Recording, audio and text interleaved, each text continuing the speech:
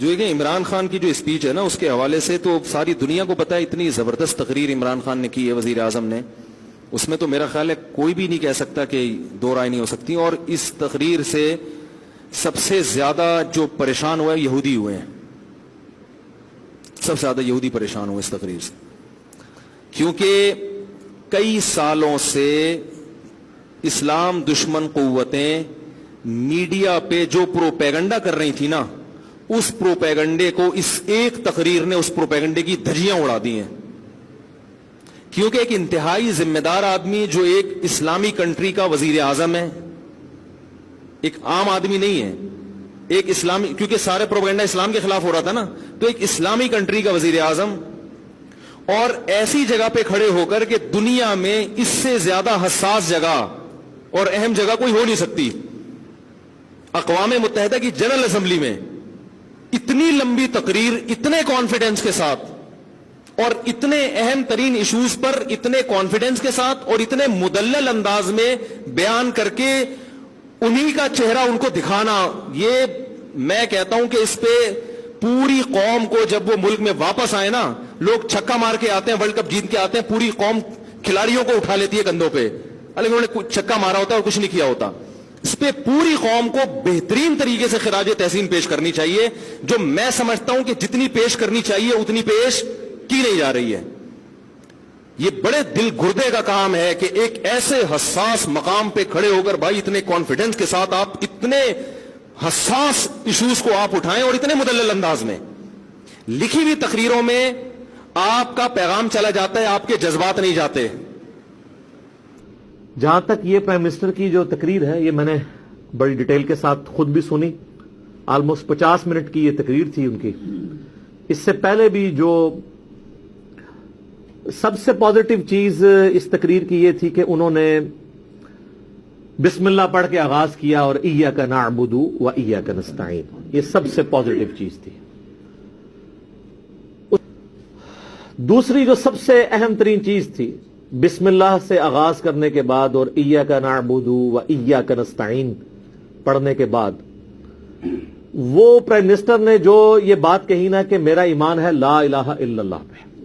یہ سب سے کلائمیکس تھا ان کی تقریر کا. 50 منٹ کی تقریر میں جو آخری 15-20 منٹ ہے نا, وہ اصل میں روح ہے اس کی. اسی میں انہوں نے یہ بات کی تھی کہ میں ایک گاڈ میں بلیو کرنے والا ہوں تو میں کسی سے نہیں ڈرتا. پوری دنیا کے مسلمانوں کو ایٹ لیسٹ مسلمانوں کے 2 لیڈرز کے حق میں دعا کرنی چاہیے. نمبر 1 طیب اردگان کے بارے میں, حافظہ اللہ تعالی, اور دوسرے پرائم منسٹر عمران خان صاحب حافظہ اللہ تعالی, علماء سے معذرت کے ساتھ, کہ اللہ تعالیٰ ان کو استقامت دے اور ان میں جو برائیاں وہ دور کرے اور مزید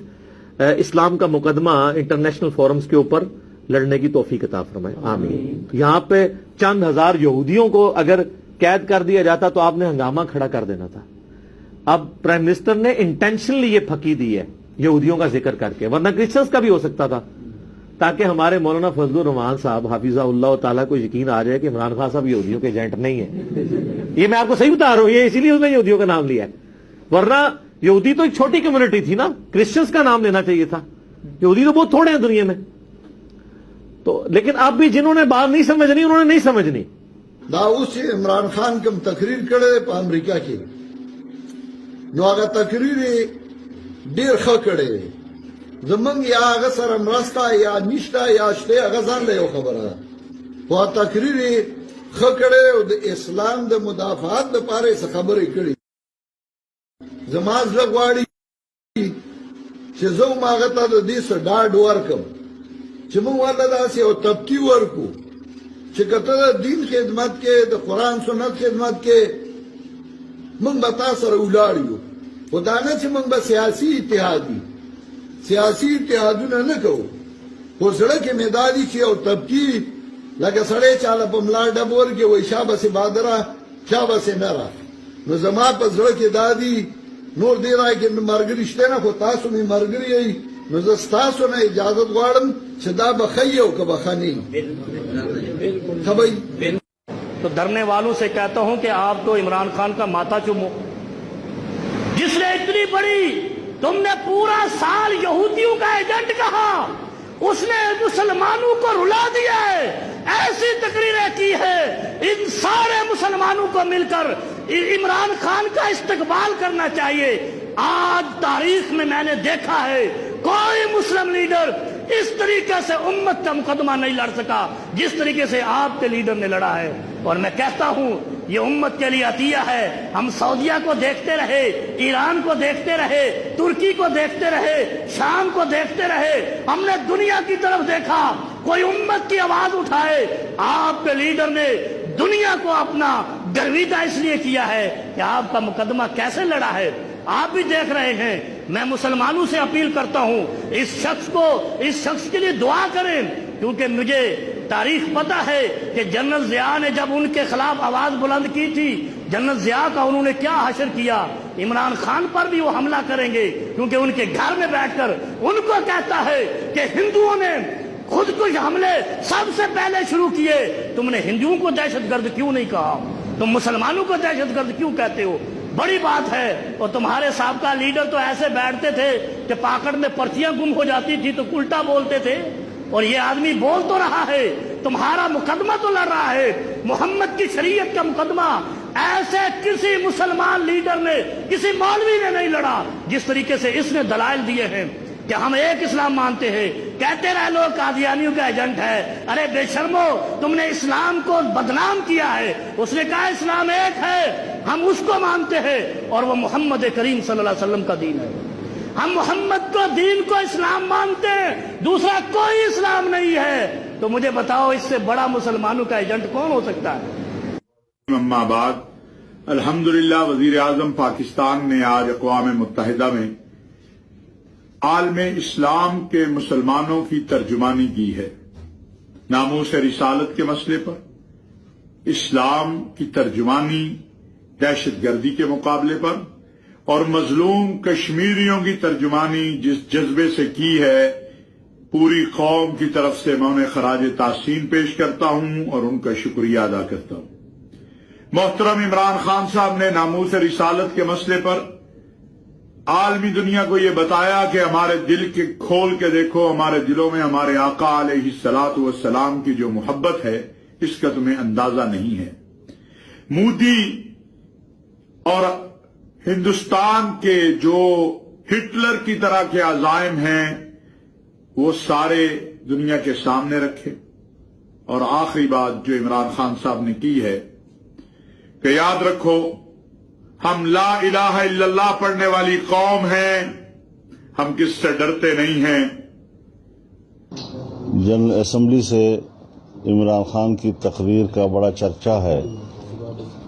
اور اس کو ایک بڑی اچھی تقریر قرار دیا جا رہا ہے ان کے جو حامی حلقے ہیں ان کی طرف سے، لیکن میں ایک بار پھر بڑی وضاحت کے ساتھ یہ بات کہہ دینا چاہتا ہوں کہ تقریر اچھی ہو یا بری، لیکن دھاندلی زدہ انتخابات کے نتیجے میں عمران خان کی حق حکمرانی کو جواز فراہم نہیں کر سکتی۔ کشمیر کے حوالے سے جو انہوں نے بات کی ہے، کشمیر کو بیچنے کے جرم پر پردہ ڈالنے کی کوشش کی گئی ہے، جبکہ ہوائی باتیں اور خلائی باتیں اس سے پہلے بھی بہت سے حکمران کر چکے ہیں، اور ہم اس زمانے میں بھی ان کی تقریروں پر بغلے بجایا کرتے تھے، لیکن دیکھنا یہ ہے کہ اس نے کیا ایک ذمہ دار ریاست کی نمائندگی کی ہے؟ کیا اس تقریر کے بعد دنیا پاکستان کو ایک رسپانسبل اسٹیٹ کہنے کے لیے تیار ہو سکتا ہے؟ بین الاقوامی فورم پر ایسی بات کہنا کہ جس سے آپ صرف ایک داد تو حاصل کر سکتے ہیں، میرے مد نظر صرف ایک جذباتی اور ایک صالح لوگوں کی جذبات کی تسکین مقصود نہیں ہے، میرے مد نظر اس تقریر کی